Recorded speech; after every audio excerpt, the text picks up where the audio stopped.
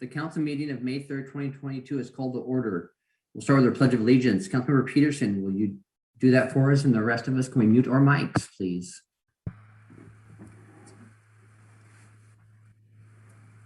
I pledge allegiance to the flag of the United States of America and to the republic for which it stands, one nation, under God, indivisible, with liberty and justice for all. All right, Donna, can you do a roll call, please?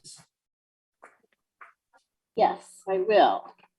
Councilmember McDowell, Here. Councilmember Peterson, Here. Mayor Inesco, Here. Councilmember Bode, Here. Councilmember Sherman, Here. Councilmember Gutierrez, Here. and Deputy Mayor Schmidt. Here. All right, does council have any late changes to the agenda? Hearing none. At this time, I would like to remind the members of the public that they can make comments during public comment period, as well as any item listed on the business agenda or action agenda. When making a public comment, you will need to raise your hand electronically on the Zoom app, state your full name and whether you reside within city limits, Mason County, or elsewhere. Option 1, join the Zoom meeting by clicking on the link that is displayed on the city's webpage. The link is listed on the agendas and minutes page under the tab that says more. Option 2, tonight, would we ask them to email you, Donna? They can email me and call Jeff's office phone because Michelle is in there. Okay. Okay. Email city manager Jeff Knighton or city clerk Donna. Option 3, call Jeff's office phone. Both the email address and phone number are displayed on the screen webpage streaming, Mason webpage streaming video, and also Donna's as well. Does the council have any board reports to share tonight? Seeing none, has everyone had a chance to view the consent agenda? Is there a motion to approve the consent agenda as published?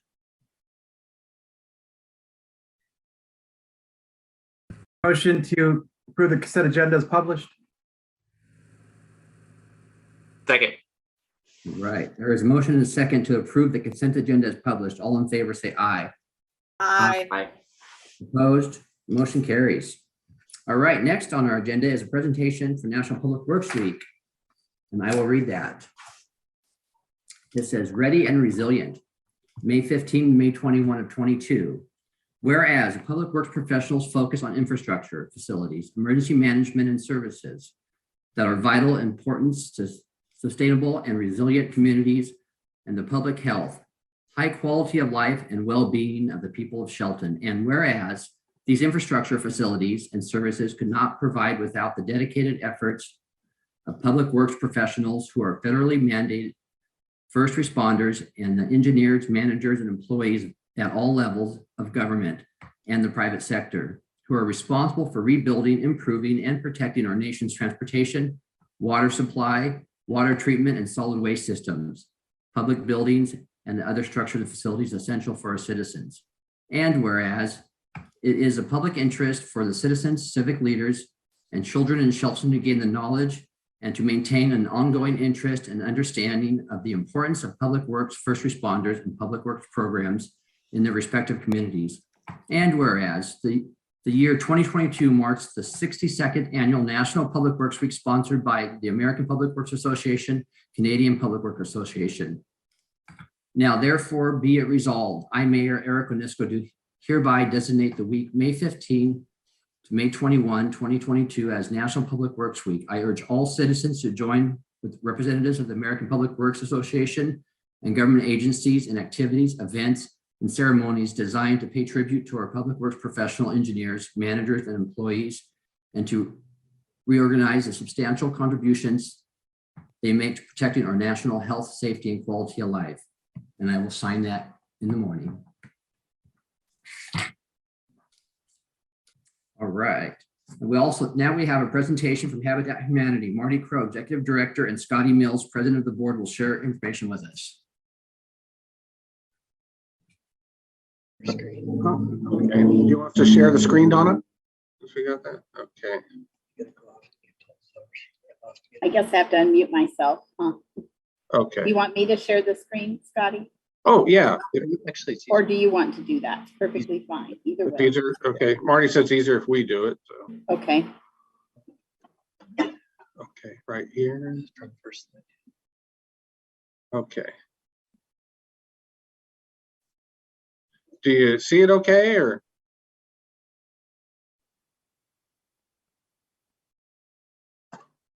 Oh, I think we left the meeting. No, you're still there. We just don't see the are you presentation. clicking the green button at the bottom that says share screen? Yes.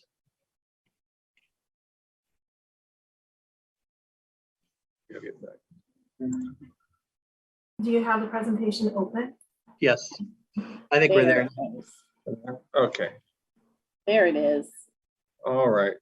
Yeah, before we get rolling along on that, I know some of you and some of you that I haven't met, unfortunately, personally, but a little background on me is I've been in the housing industry for 30 years, and I moved out to Shelton in 2013. But prior to that, I lived in the Yelm area and worked with planning, City of Roy, City of Yelm, and Rainier. And so I have a little bit of development background and experience in that.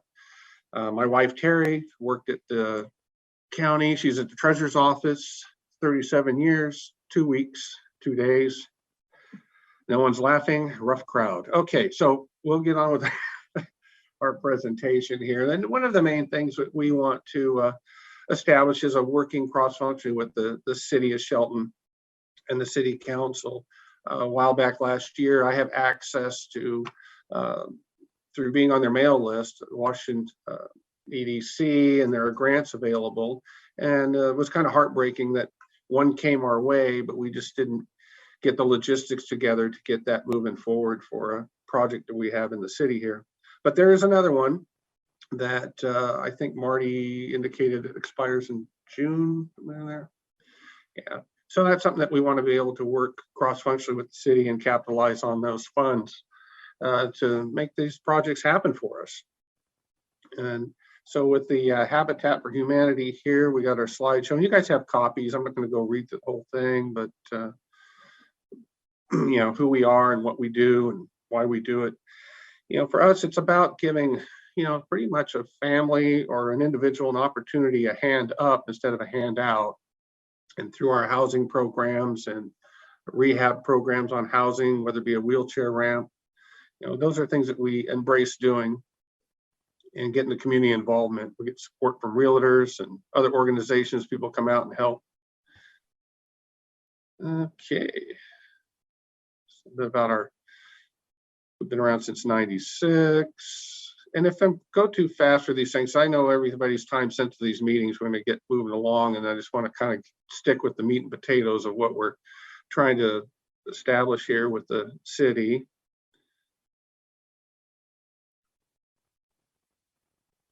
You know, like I mentioned, we renovate homes.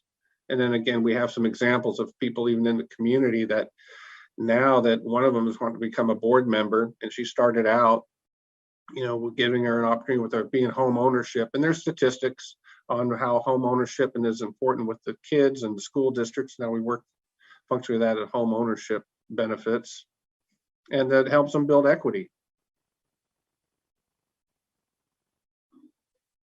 And here's some of the things that we, with our land acquisition and development costs, that's where we really try to get the grants and the support from the community to give us some fiscal and financial support to getting these homes, because we know definitely that the material cost and the labor cost, and again, that's pretty much rely on volunteers and support from our business partners as well.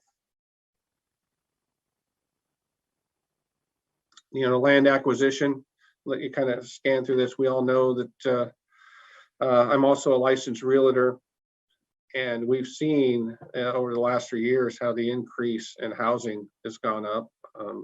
You know, again, my wife gets it from the taxes have gone up, and then also the homes have gone up as well. So it's a good investment. And then again, you know, at Habitat, we want to build a good home for somebody to live in and get a good start.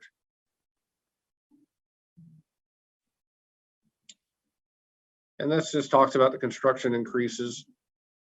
We all know they're kind of have gone up quite a bit. Again, this is where it's imperative that we reach out and get financial resources to help us with these sort of cost increases. Again, we're kind of in a different category than your typical developer, not a DR Horton by no means, or Rice Homes, or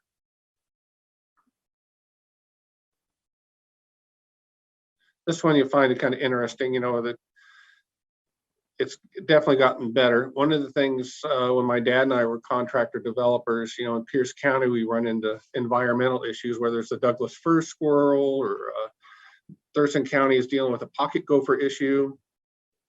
And a lot of times you have to get these environmental studies and things before you can even break ground. And those can be lengthy and take time. We don't find that so much in the city, to my knowledge. I was doing meeting with one of the reps down there and doing a critical area on a property up there by Hillcrest, and it's pretty straightforward. So you guys do a good job there.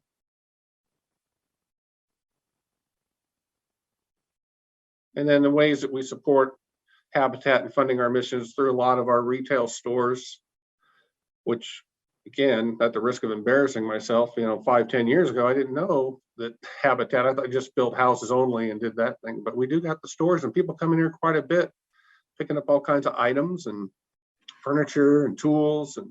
And so through those proceeds, that allows us to support our mission.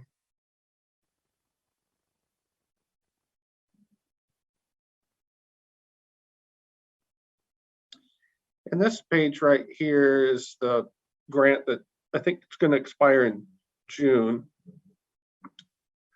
And this is where the Washington State Department of Commerce, I keep a good pulse on what they have going on. If there's something that's applicable that will be a good fit for our community, I will definitely forward those on to appropriate contact that the city can provide for me, how we can get those to you folks, and then sit down and work on what we can do to help facilitate that grant.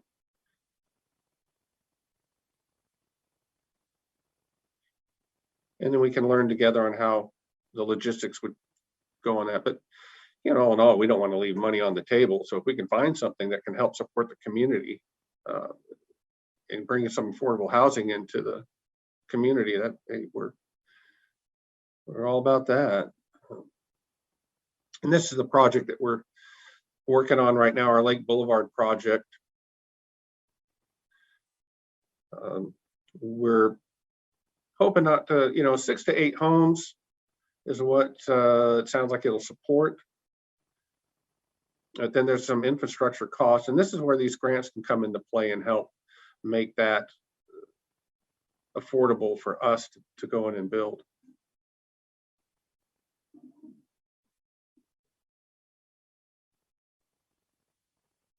Marty did, as a disclaimer, tell you about this picture. It looks like the airplane's taking a hard right, but you kind of look at that, and I'll move the mouse.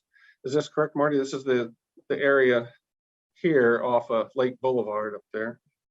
Yeah, so these lots here, that they were tax surplus, I believe, is how we got those. Mm-hmm. And then so that's the kind of the geography of where this project would take place, and it's a great location. We're trying to do more projects and homes in the city. It makes it convenient for people with kids to be closer to the schools, and the volunteers, don't have to drive so far out. Let's say we're doing something on Harstein Island, or area that's very difficult for people to get to, or the transportation and things. Although it looks like transit's making some headway. That's probably for another day.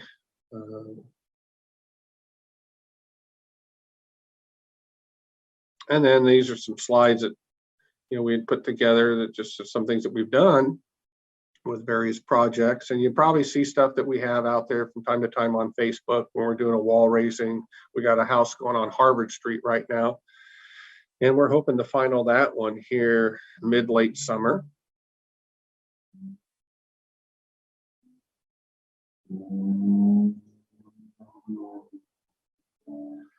We did a 2-story up there on Grandview. I don't think we'll do another one. That was quite tasking for us. There.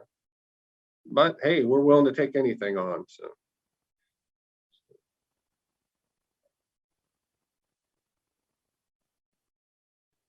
And this.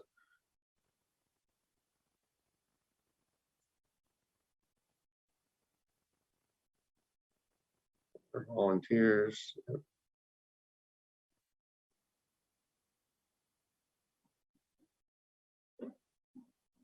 I think that's about it there. Yeah.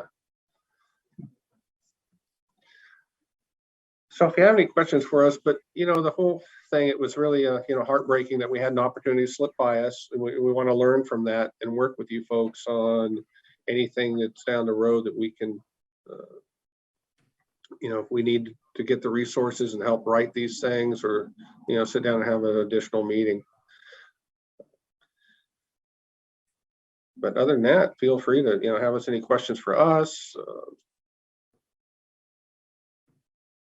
Right, any questions from the council?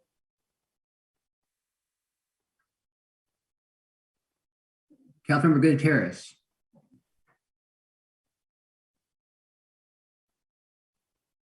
Are you preferring single family dwellings, duplexes, or triplexes on these properties?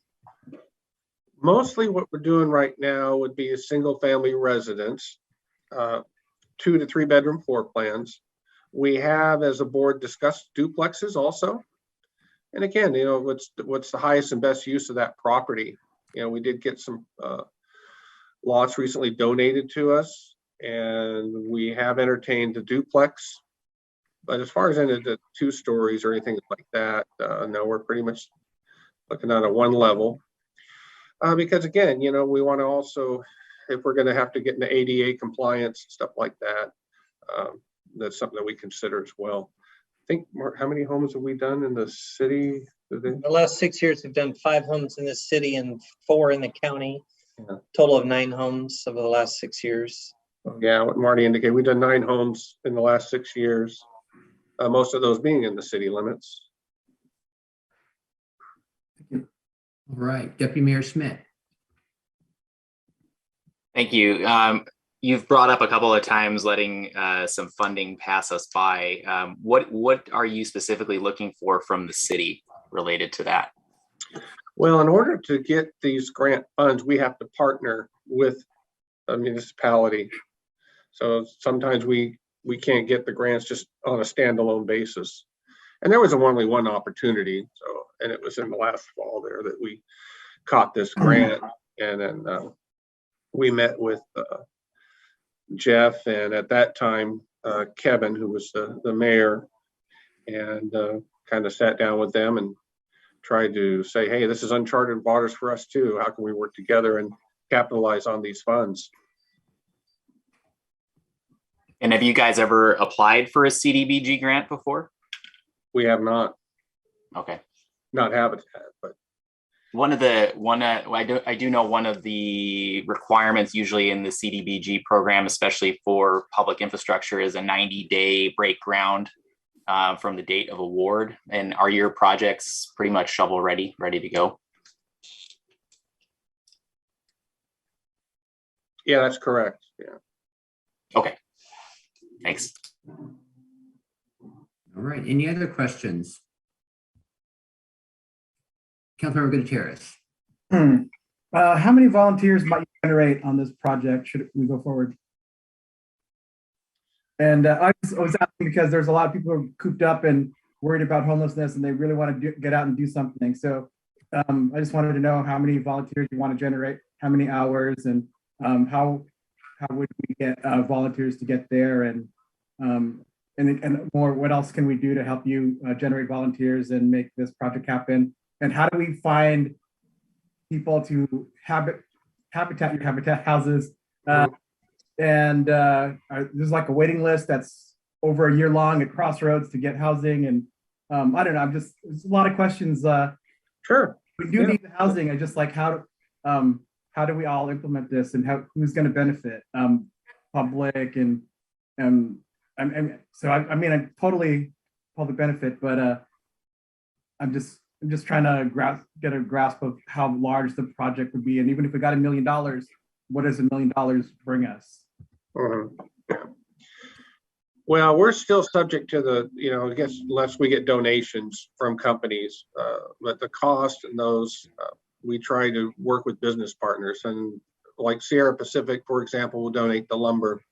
When it comes to the volunteers, as we say, many hands make light work. So always invited, never expected. We've had public utilities come in with a group and do the house cleaning. We're going to start partnering with realtors. They've expressed an interest in coming in and doing wall raisings or anything they can. So pretty much it's an all hands on deck sort of thing. So even if the city or the council wants to come out and participate, we're not going to turn anybody away. If you're out there to help and have some fun, and there's something that that good heart pulls on your heartstrings when you get a home together. And I think James knows, he's in the industry, builds and stuff there. So it's kind of nice when you can say, hey, we did that, help that family out, and they're doing well. And I think your other question regarding our selection committee, and I can maybe have Marty dovetail in on that.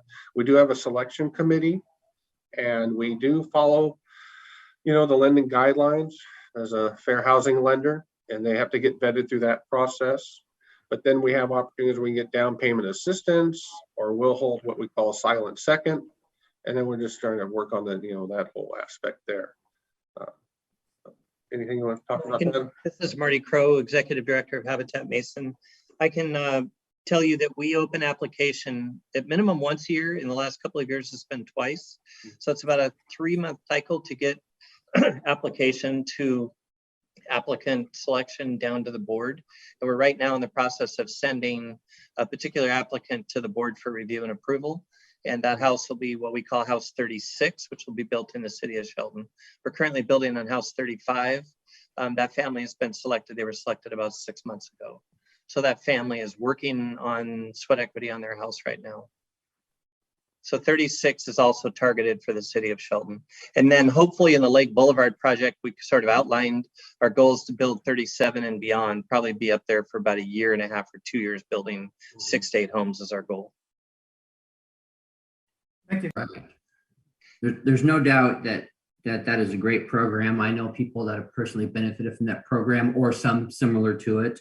And I personally look forward to helping you guys any way we can at all housing levels, your affordable houses and affordable rentals of, even low income. I would, so, I mean, I personally would love to help any way that I can.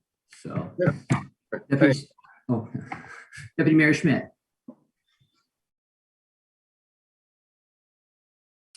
Thank you. Quick couple more questions for you. One of the questions I have is, can you talk a little bit about how do you protect the affordability aspect of the home once you turn over the keys to the new property owner? I mean, I'm just kind of thinking of the housing market right now, and is there any restrictions? I mean, are they required to hold the property for a certain period of time, or are they free to turn around and sell the property in a year and profit from the equity on that? How does that work once you kind of hand over the keys? He's If you want me, Yeah. Councilmember Schmidt, I can answer that if you'd like. So the program in Mason County, very similar to it, the way it operates in other affiliates, is that we do have a runaway market where the value of the house far exceeds the ability for the individual to pay a mortgage at that level. So what we do is carry what we refer to as a silent second. And that's a mortgage that's held leaned against the property. It terms at the 30-year term and it goes to zero. So we call it gifted equity. So as an example, house appraises at 230. Homeowner is approved at 110. We carry a silent second for 120 that is gifted equity at the term of the 30-year loan. The intent is from Habitat is not to create a potential for windfall profits on a Habitat home. So that lien is silent. There is no payment required for it. But if they ever decide to go sell the house, there is a recovery over time. That lien, if you will, diminishes 1/25 from year 5 through 30 over the 25 years. And so at, let's say 15 years, somebody decides to upgrade their home and purchase a new one, they do get a big portion of that gifted equity back to them. They also get the market value increase of the house also. So say it was appraised at 230, but later, 20 years later, it's worth 300. That is all theirs. The only delta due back to Habitat is whatever's left of that silent second. And that's there to protect the equity and the security of the house. So do you guys have any provisions then if it's, I'm just thinking of families that potentially experience significant hardship, a death of a family member or something like that now where they're not able to afford to continue making payments. Is there any sort of way for them to get away from the mortgage at that point without penalty, or how does that kind of work? No, I've not seen any circumstance like that, and I'm not aware of anything in our programs that allow for mortgage forgiveness, if you will. It has been up to the board in previous experience with some of the loans that we were carrying, that there was some opportunity for the board to give decisions or benefits to people in the organization, but that all has kind of gone away because we're now using lending institutions that carry the notes as opposed to us carrying them directly. And those lending institutions, then the individuals fall under whatever their requirements are. Got it. Thank you. And that's a little different in the Habitat model over the last couple of years, is using commercially provided low interest or zero interest loans to cash out Habitat at the construction of a home, so that we can use those funds to move on to build the next home. Thanks. And since there's nobody else with a hand up, I'm just going to kind of ask your summary page. You asked, how can Habitat and the city create a partnership? What are you guys thinking on that front? What would you guys like to see from us? I can answer that pretty shortly. Primary goal is to work with the city to go after some of these state level grants that are unattainable for an organization of our design, in that the CHIP grants and the CDB grants are required that they come through municipality or utility.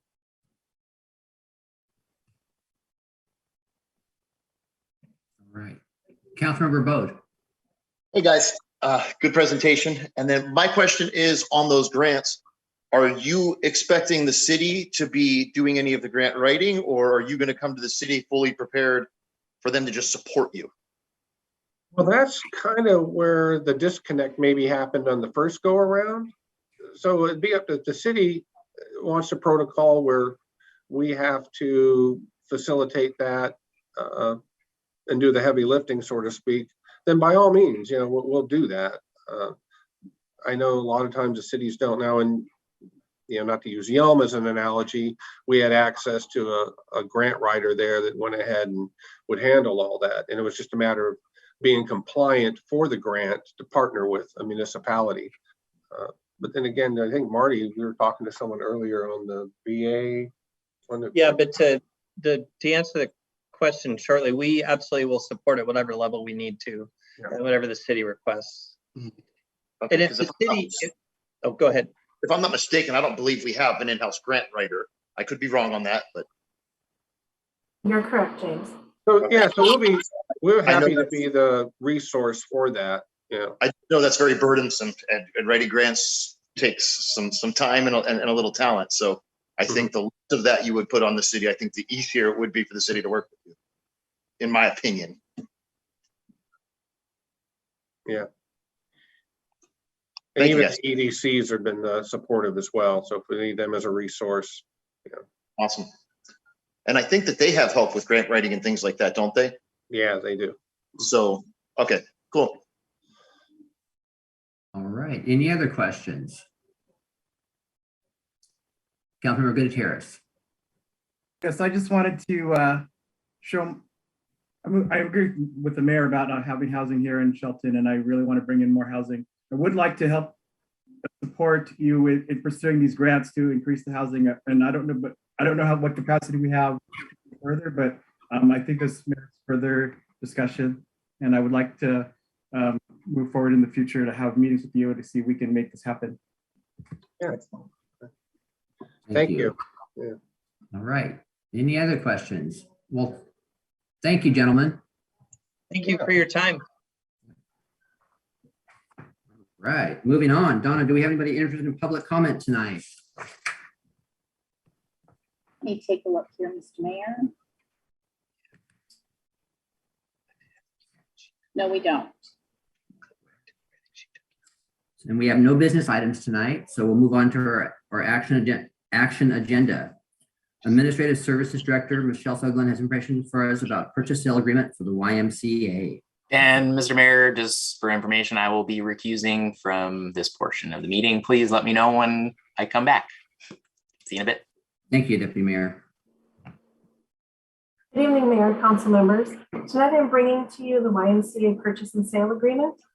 In 2018, the city of Shelton and the South Sound YMCA entered into a lease agreement to facilitate the construction of a YMCA to serve the Shelton and adjacent community. Provisions of the lease agreement outline the YMCA's options to purchase. The land has been determined to have a value of $123,200 based on the Mason County taxable value. The revenue from the sale will accrue to the water fund following the closure of the transaction. This was presented on the business agenda on April 19th by City Manager Jeff Knighton, and there have not been any changes to the agreement. So at this time, I would move that City Council approve the purchase and sale agreement with the South Sound YMCA as presented. Thank you, Michelle. Donna, do we have any public comments? No, we don't, Mr. Mayor. And do we have a motion? I move that City Council approve the purchase and sale agreement with the South Sound YMCA as presented. All right. Second. All right. Comments or questions? All right. We have a motion and a second that the City Council approve the purchase and sale agreement with the South Sound YMCA as presented. All in favor, say aye. Aye. Aye. Opposed? Motion carries. Our next item is an interlocal agreement with the Transit Authority. City Engineer Ken Gill has details. Good evening, council. It's good to see you out in Zoomville on this early day in May. Hope y'all get out and enjoy the sun. So.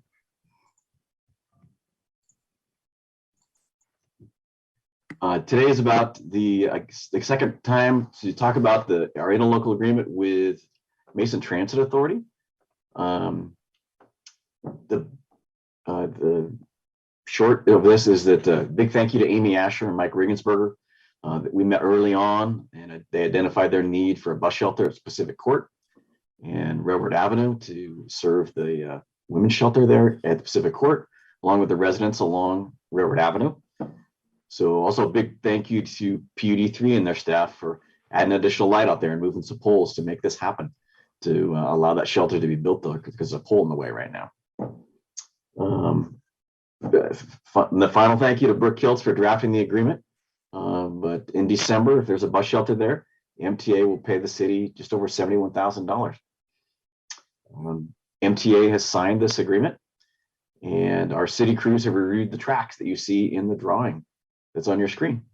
I don't have anything else to present, but I'm happy to answer any questions. All right, Donna, do we have any public comment?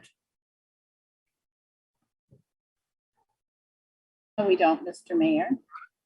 May we have a reading of resolution number 1231-0222. Resolution number 1231-0222.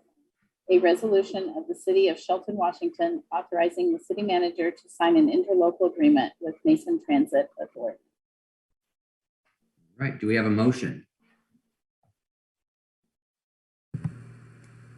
I move to approve resolution number 1231-0222 as presented. Second. Second. All right, comments or questions?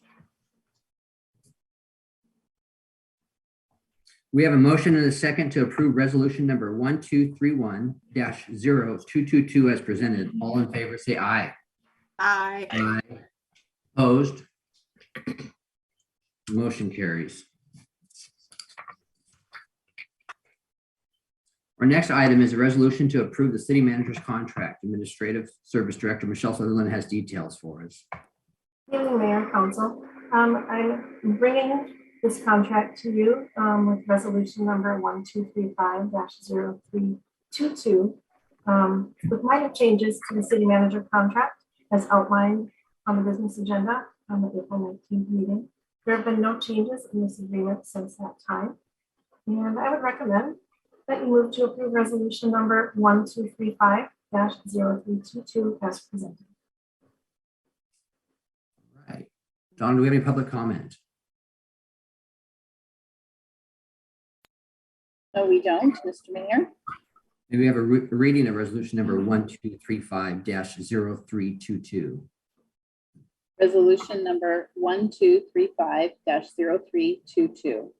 A resolution of the City Council of the City of Shelton, Mason County, Washington, amending the employment agreement between the city and city manager Jeffrey Knighton. Thank you, Donna. Do we have a motion? I motion that we approve resolution number 1235-0322, the approval of the city manager contract as presented. And do we have a second? Second. All right. Comments or questions? We have a motion and a second to approve resolution number 1235-0322 as presented. All in favor, say aye. Aye. Opposed? Motion carries. Now, Community Development Director Mark Ziegler has information for us regarding a contract for hearing examiner services. Thank you, Mayor, Deputy Mayor, and council members. Bringing to you tonight the contract with Sound Law Center for Hearing Examiner Services for the City of Shelton. This is a service that is primarily related to quasi-judicial land use cases, such as major plats, conditional use permits, variances, shoreline permits, and things like that, as administered through Shelton Municipal Code Chapter 2.36. No changes to the contract have been made since our briefing, and Andrew Reeves of Sound Law Center has provided a signed copy for your approval tonight. Thank you, Mark. Do we have any public comments, Donna? No, we don't, Mr. Mayor. All right, do we have a motion? I move to approve the hearing examiner services contract as presented. Second. All right, comments or questions? Just a comment. Well, go ahead. Just a comment on this one.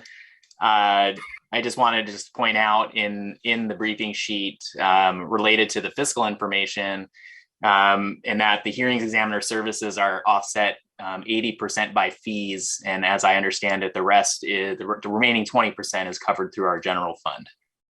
And I just want to make that known. And, as we talk about planning and development and everything else and the time it takes and the costs involved, we're being as transparent as we can with all of this. And these are just challenges that we're facing. And it's been a little bit difficult finding another hearings examiner.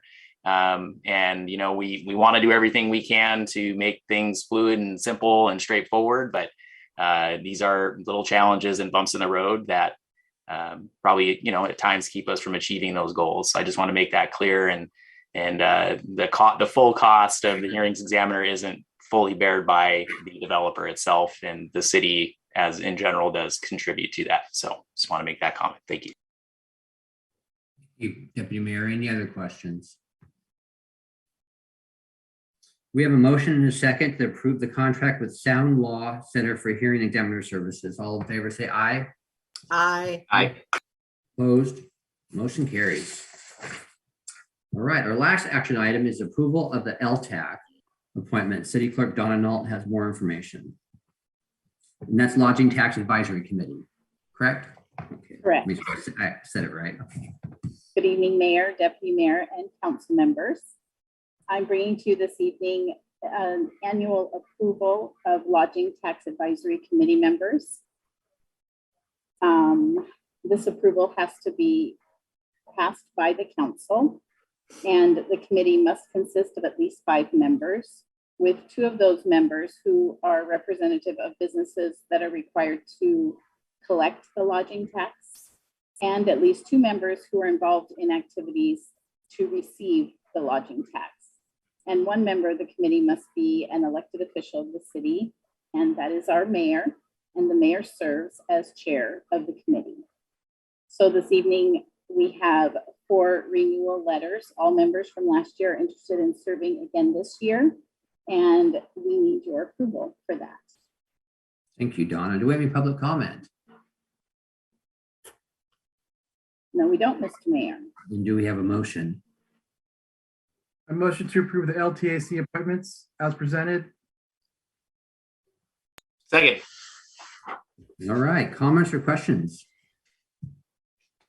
Hearing none, we have a motion and a second to approve the appointment of Leanne Gunther, Dwayne Wilson, Space Kim, and Howard Kim to the LTAC for the calendar year 2022. All in favor, say aye. Aye. Aye. Opposed? Motion carries. All right, Michelle's going to give us a city manager report tonight. Well, this week is Municipal Clerks Week from May 1st through the 7th to honor the work municipal clerks do for every city in the nation. I'd like to give my kudos to Donna. She keeps us all on track and we very much appreciate it. The Farmers Market begins their season on Saturday, May 7th at Evergreen Square. The city received a certificate of appreciation from the Christmas Town Kiwanis for our support of the Bluegrass from the Forest event. Thank you, Donna. Very nice. Our next council meeting will be on May 17th and it will be in person. The meetings are still required to have a remote piece, so we will continue to use Zoom to allow people to participate from home. So going over the looking ahead, the study session we have on May 10th is to discuss the ER&R program with the FCS group. And the next council meeting on May 17th, we'll have 2 presentations, one from the Historical Society and one from Mason County Public Health on a business survey related to homelessness.